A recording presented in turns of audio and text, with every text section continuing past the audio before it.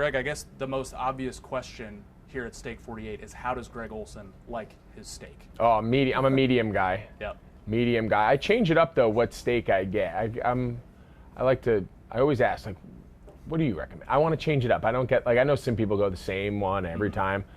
I want to change up the experience, but yeah, it's cool, you know, to be here at Steak 48 now and to be able to bring our second year of our HEARTEST Yard ungala. It's just, you know, listen, for anyone who lives in Charlotte, they know about Steak 48. They've either been here, their friends talk about it, and it's probably the place to be, you know, for dinner with friends and having a nice night. So for them to open their doors and give us access to their entire restaurant for our foundation and to do a kind of a give back night where all the money raised, they provide the food, they provide the service, they provide of course the venue, and us to be able to fill it with, you know, 200, 250 of our closest friends and supporters of the HEARTEST Yard, and know that all the money at the end of the day is going to go directly to Levine Children's Hospital and our work there with the heart families. It's a unique event, and it's an event that we're super grateful for, and the only reason we can do it is because the folks here at Steak 48 open their doors and open their hearts to allowing us to have it here. Yeah, it is a unique event right down to the name, and you said it, ungala. What's kind of the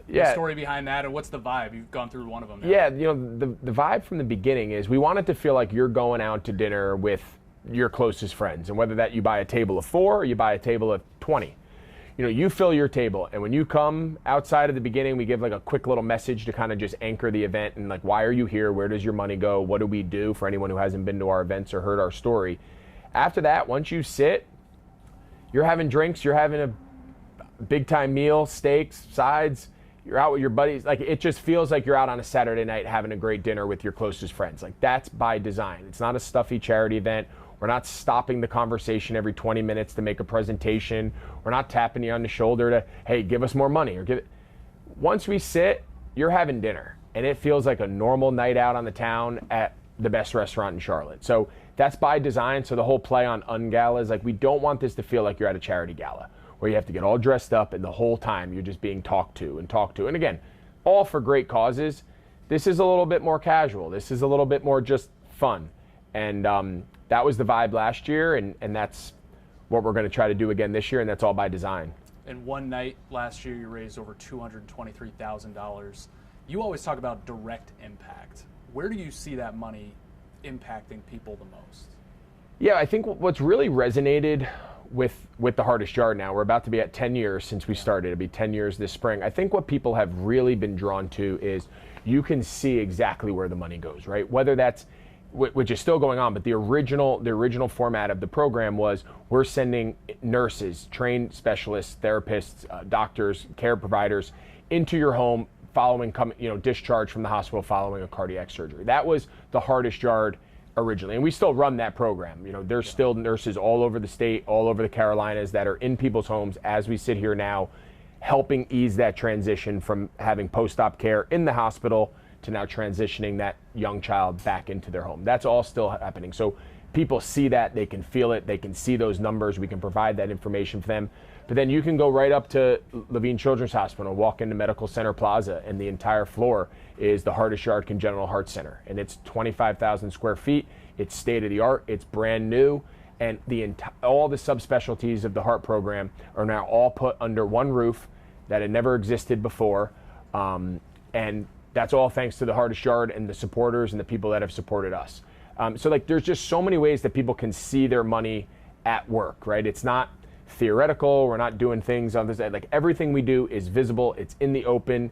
It's directly impacting these heart families' daily life from the time they're born all the way now with the Heart Center. These kids are going to be seen there through the adult congenital program through adulthood. So I mean, the HEARTEST Yard now starts on the day you're born and discharged all the way through adulthood. We have our hands wrapped around these kids at various stages in their growth.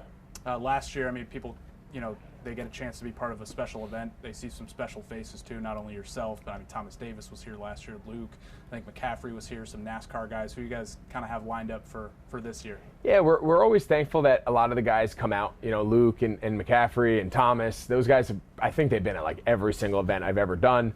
We're thankful for that. You know, we've gotten to know some of the Hornets guys. Yeah. It seems like they're always on like an away trip every time we do this. You know, a lot of the NASCARs came last year. Jeff Gordon, you know, I'm hoping, you know, I've gotten to be close with Dale Jr. and Jimmy Johnson and some of them. So Charlotte's a really cool community because there's like a little bite of like a million different apples, you know, and hoping to get some of my Fox team members to come out. We'll be just wrapping the Super Bowl, so it gets a little tough to get them to come back to the East Coast. There are a lot of California folks out there. So, but yeah, last year we had a great turnout, some really cool people that came out and experienced it, and I don't see this year being any different. Awesome. Speaking of Super Bowl, first one for you as a broadcaster. How are you feeling a few weeks ahead of that? You've got some work to do in the meantime with some other games, but what do you think that experience will be like?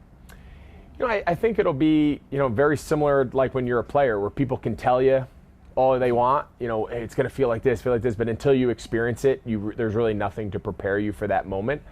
I think the luxury that we do have now is we've called some pretty big games, right? You know, Thanksgiving, we called Dallas Giants, you know, 43 million people watched that game. You know, we just called the playoff game. We called Christmas Eve national game. You know, obviously, so we have a lot of kind of little stepping stones that'll lead eventually, but there is nothing like the Super Bowl. You know, there's nothing like 100 million people tuning in and hearing your voice for 3 hours. And I'm excited about it. You know, I think anybody who enters into any career, right, into any area, like the idea is you want to climb. You want to call the best of the best and challenge yourself and see if you can. And that was my approach as a player, and that's been my approach now as a broadcaster. And you know, I've been very fortunate that the opportunity came pretty quickly, due to not so much me as much as just the circumstances of what's going on with everybody else. So come February, we're going to be ready, and it's going to be a blast. First, you've got Dallas at San Francisco this weekend. We were talking, I look at this grouping in the NFC, 49ers, Cowboys, Giants, Eagles, and I feel kind of like a kid again with those teams, those logos. What jumps off the page to you about that stuff? Yeah, same thing. I mean, these were all the iconic franchises when I was a kid. You know, it feels like every year the NFC Championship for a while was some combination of Dallas, New York, and San Francisco, right? Those teams were all kind of in their heyday back when I was a kid, like in the 90s and stuff, and kind of just starting to watch NFL football. So to come full circle and have those be the Final Four NFC teams, I was talking with Kevin Burkhardt earlier in the day. I was like, we can't go wrong, right? Whoever wins out of these two matchups for the NFC Championship, we're either going to be in Philly for the winner of San Francisco-Dallas, or we're going to be in San Francisco for the winner of New York-Philly. Like, either way, you can't, no matter how you cut it, you can't lose. So it's really worked out well for us, and I think we have the game of the year. I think this game, San Francisco and Dallas, to me is the to this point is the game of the year. I mean, it's two of the best teams. There's a million stars on the field on both sides of the ball. I think this has a chance to be an all-time great game. You know, a lot of people would have loved to see Christian McCaffrey in this situation with the Panthers.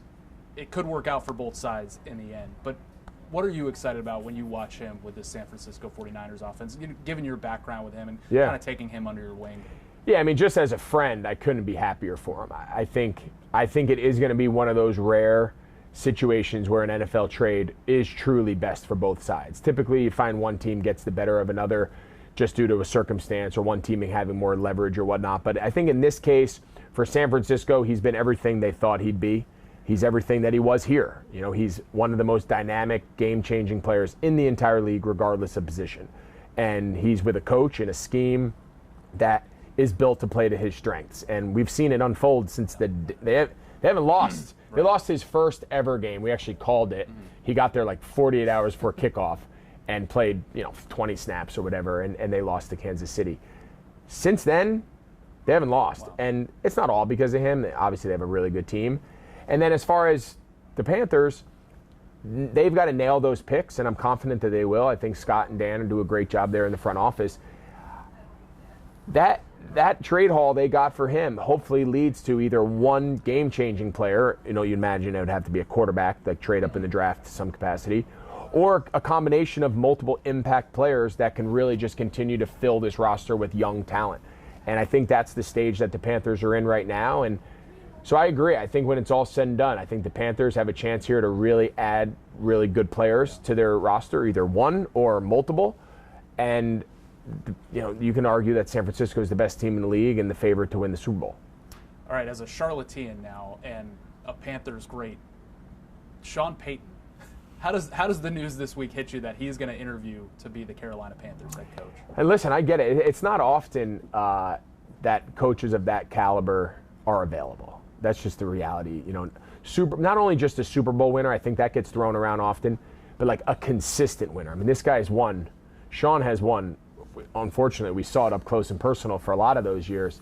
But we went head to head with him my entire career here, and even dating back to my time in Chicago. So I've seen Sean up close and personal for a long time. He's a proven winner. He's an offensive mind. He's shown that he can develop and play with multiple different style quarterbacks, which we all know is kind of the big elephant in the room with the Panthers. Is, you know, what is that next step at quarterback for the long term? He is all of those things, and I say that at the same time. I'm the first to admit I'm very biased in my opinion of Steve Wilks. I've known Steve since I got drafted in Chicago. He was on my staff with the Bears. Never coached me personally, but we formed a really strong personal relationship. Friends, you know, sat on the bus next to each other, had great conversations. Like, he's just a guy that I've really grown to enjoy, as a guy that I've grown to have a great relationship with. So it's hard for me to be unbiased and take a step back and say, listen, I understand the conversation going on around the NFL about getting an offensive mind, and I get all of that. It's just at the same time, I'm biased towards Steve just as a person, and just the guy that I've been around for a long time, and a guy that I have tremendous amount of respect for. So it's hard personally for me. I'm glad I don't have to make the decision, but as far as Sean Payton goes, I get it. Like, if Sean Payton's available, you have to interview him. How important is it in a professional team setting, whether the coach is an offensive mind, a defensive mind, to have that culture of winning? I mean, it's a different jump from offensive coordinator or defensive coordinator to head coach. Everybody's looking at you with every decision and how you play it. How important is it to have somebody that can handle that part of the role? Yeah, I mean, the leadership role is the number one. That is the factor in the entire case. The X's and O's, there's a time and a place for that, and that's obviously very important. But the culture and the environment in which the team is expected to operate in, I mean, you can see, I mean, just look this year in the playoffs. Yeah. Look at Doug Peterson and look at Brian Daboll.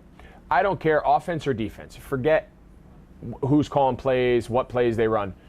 Just look at the turnaround by just having stability at the head coaching position that those two franchises had. Jacksonville drafted #1 overall. They were the worst team in the league for 2 years straight, and they just won a playoff game. They're in the divisional round of the playoff game, being down by 27 points, to be said. So, like, Daboll, same thing. Like, culture changes things faster than any player, than any scheme imaginable. Now, the second layer to that conversation, and that's the conversation being played out across the NFL right now, is it is an offensive-driven league. It just is. Can you win with a defensive coach? Absolutely. Can you win with Steve Wilks as your coach? Absolutely. I mean, look at the Bills. Look, I mean, there's some really good teams out there that can win, that are sustained winning for a long time with defensive-minded head coaches. You absolutely can. Unfortunately, getting your offense right becomes more difficult. Getting your quarterback development gets more difficult. Not so much that the head coach isn't capable of doing it, as much as the more success you have, the more likely it is that you lose your offensive coach. Yeah. You lose your coordinator, right? And you look up in Buffalo, which is a great comp. You have this amazingly strong leader in McDermott. We all know him really well. We were around him for a long time.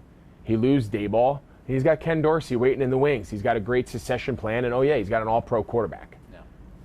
It works. It just needs to be the right formula. And listen, I think Wilks is just as capable. I think Wilks is able to build that structure. It's just, that's the question. The hiring of Steve Wilks, and this is just my perspective. No, this is not, I'm not sitting in on these meetings. My opinion of Steve Wilks to hire is not anything about his capabilities and ability to be the head coach. He absolutely can. The question is, if you get, okay, Steve, you got the job. Give me an idea of who's coaching the quarterback, who's calling the offensive plays, what's our plan here? That's all. Yeah. It is as simple, in my mind, it's as simple as that. It's not an indication or an indictment of Steve. I think he checks every box you can ask for.